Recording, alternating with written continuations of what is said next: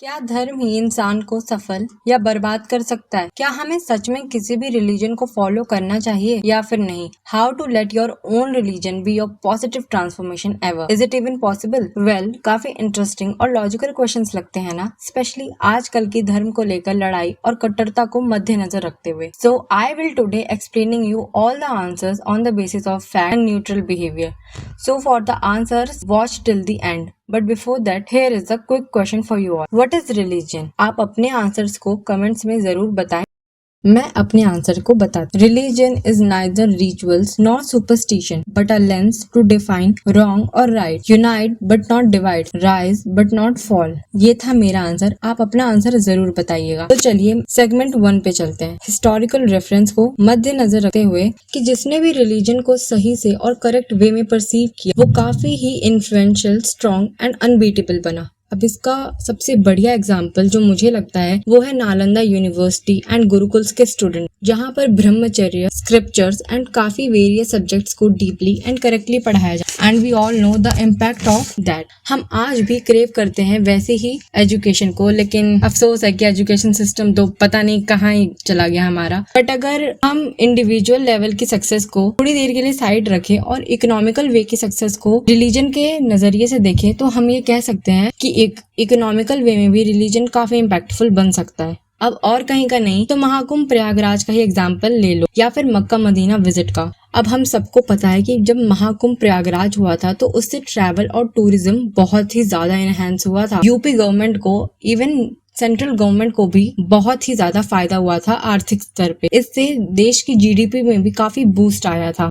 तो फिर चाहे इंडिविजुअल लेवल की सक्सेस हो या फिर इकोनॉमिकल वे में देखा जाए, रिलीजन काफी इम्पैक्टफुल और काफी पॉजिटिव हो सकता है. तो ये तो हमारा सेगमेंट 1 कंप्लीट हुआ. अब हम चलते हैं सेगमेंट 2 पर, which is positive effects of religion. Part 1, psychological influence. अब साइकोलॉजिकल इन्फ्लुएंस को मैं मेजरली 4 कैटेगरीज में आपको बताऊंगी. सबसे पहला है कम्युनिटी सपोर्ट, उसके बाद सेकंड है positive mindset and work ethic, third है purpose, meaning and goal setting, fourth है इफेक्टिव डिसीजन मेकिंग. अब पॉजिटिव माइंडसेट और वर्क एथिक और इफेक्टिव डिसीजन मेकिंग, ये वर्ड्स काफी ज्यादा डिसिमिलर लग रहे हैं ना, सुनने में भी काफी अलग अलग लग रहे हैं, बट ये हैं इंटरकनेक्टेड.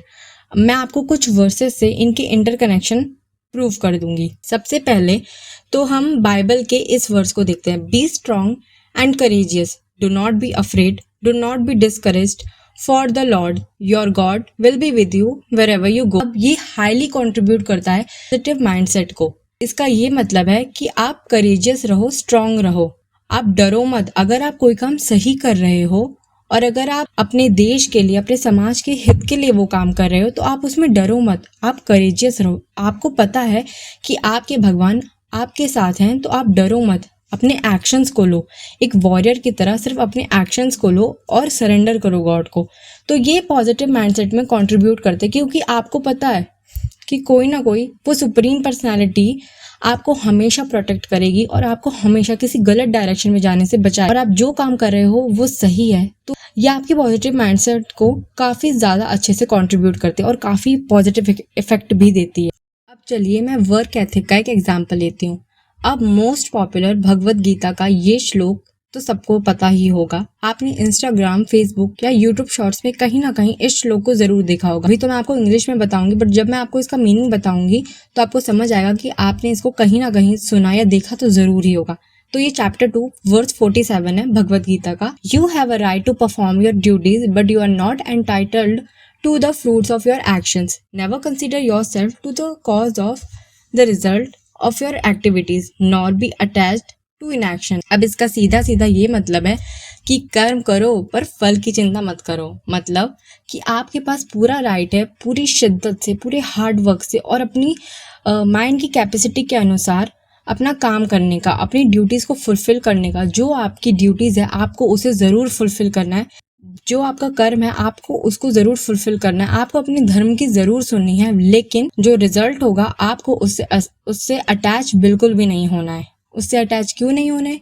क्योंकि जब आप रिजल्ट के बारे में सोचोगे तो आप अपने एक्शंस कब लोगे? अब या तो आप एक वक्त पे एक्शंस के बारे में ही सोच सकते हो या तो रिजल्ट के बारे में. दो काम एक साथ करोगे तो दिमाग भी खराब हो जाएगा. तो सिर्फ एक्शंस के बारे में सोचो और एक्शंस लो. अपने जो रिजल्ट होगे वो भगवान श्री कृष्ण के ऊपर छोड़ दो, वो उसके बारे में देख लेंगे। आपका काम बस शिद्दत से हार्डवर्क करना है और कुछ नहीं।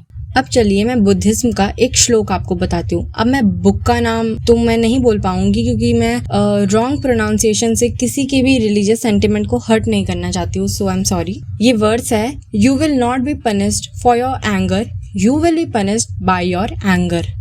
अब हम सबको पता है कि जो गुस्सा है वो हमारा सबसे बड़ा एनिमी है। गुस्से की ही वजह से अपने रिलेशन को डिस्ट्रॉय करते हैं, और जितने भी बिजनेस माइंडेड लोग होंगे या जिनका बिजनेस होगा या जो कोई मीटिंग्स करते होंगे या जो स्टूडेंट्स लीडरशिप में होंगे, वो इस बात को ज़्यादा अच्छे से समझ पाएंगे।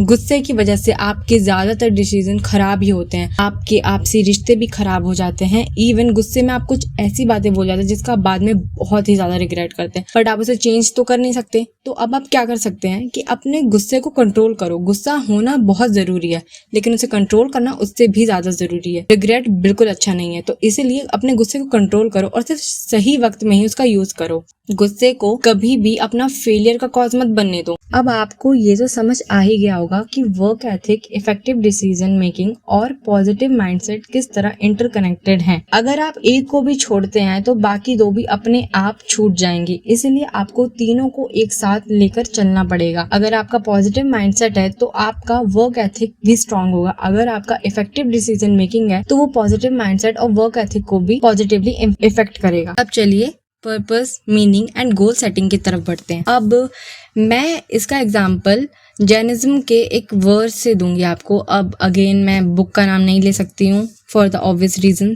तो मैं डायरेक्ट आपको श्लोक ही सुना देती हूँ। As gold is purified by fire, so is the soul purified by penance. अब इसका सीधा सीधा मतलब यही है कि जो मीनिंग्स हैं वो पोजीशन में आप कभी भी ढूंढ ही नहीं सकते हो, बट आपको मीनिंग्स यानी कि जो अर्थ हैं वो अपने खुद के इनर एवोल्यूशन और प्योरिफिकेशन में मिलेंगे। अब यहाँ पे अर्थ यानी मीनिंग का मतलब ये नहीं है लाइफ पर्पस, ये आपको बिजनेस पर्पस, आप अगर स्टूडेंट है तो आपके स्ट्रगल का क्या पर्पस है, पढ़ाई का क्या पर्पस है, आपको हर एक चीज का पर्पस समझाने में ये श्लोक बहुत ही मदद कर सकता है।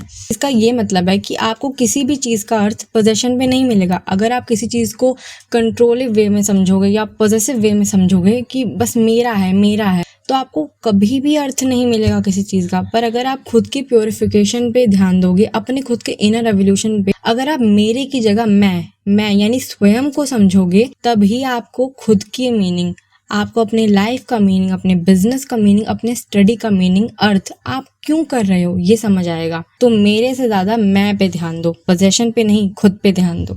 तो पार्ट 1 कंप्लीट हो गया। और अगर आप लोगों को पार्ट 1 में कुछ समझ ना आया हो या कोई वर्ड आपको समझ ना आया हो, कोई श्लोक ना समझ आया हो, तो कमेंट्स में जरूर बताना, मैं आपको कमेंट्स में ही और डीपली बता दूंगी। अगर मेरी प्रोनाउंसिएशन कहीं रॉन्ग हो गई हो तो माफ कर देना।